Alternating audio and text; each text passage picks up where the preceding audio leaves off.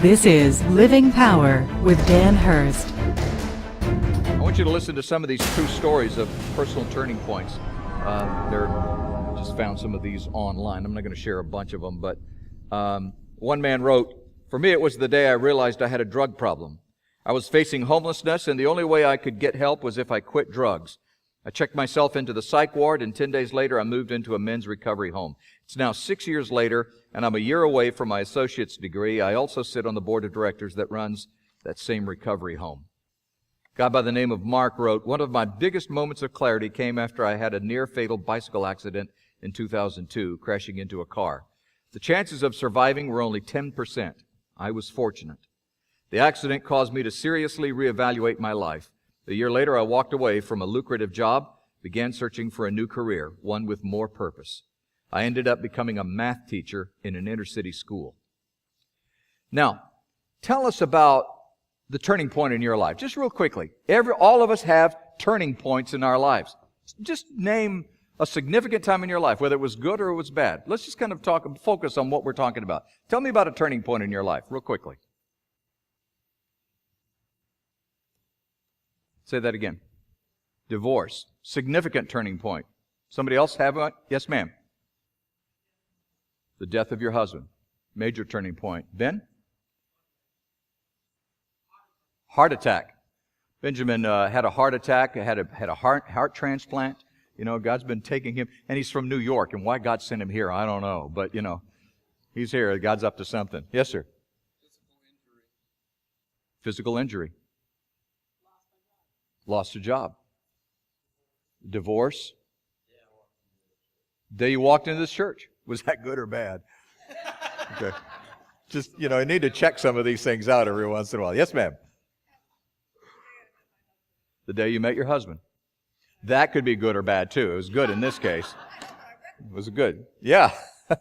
George. Yeah. That was a blessing for her. I'm asking, was it a blessing for her? And a blessing for you, yeah. Yes, ma'am.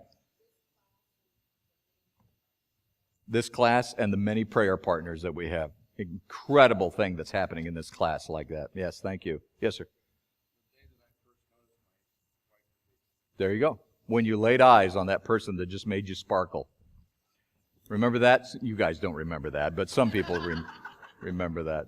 So, all right, there are all of these things that happen in our lives. Some of them good, some of them not so good. And as things begin to happen in our lives, and we're all going through some sort of transition, it seems like at any given time. You know, I love, Bert shared his testimony on radio, where our church is sponsoring a gospel radio music program on Sunday mornings on Magic. And we're sharing people's testimonies. And Bert's testimony, I loved what Bert had to say. He said basically, you know, God's been good to me in my life. I haven't had any really huge problems or anything like that. It's just I've learned to trust God, and I realize He takes me through these times. And that in itself is recognizing that there are transitions that we go through, but sometimes it's just a time of really trusting and letting God lead. They don't always have to be traumatic. Many of them really are traumatic.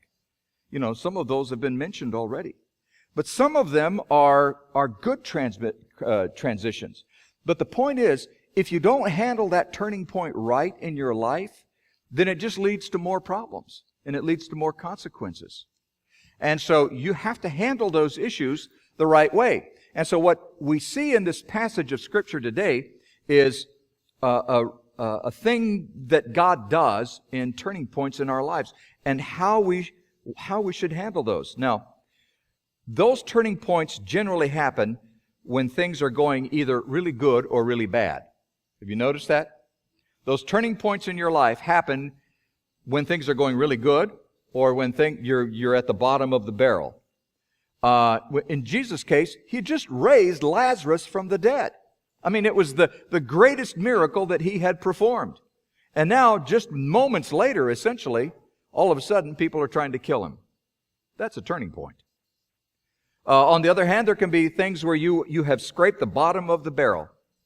Life has fallen apart, and you've just decided, I'm not going to take this anymore. and something happens and God intervenes in your life. And as He intervenes in your life, you reach that bottom of the barrel and there's a turning point in your life.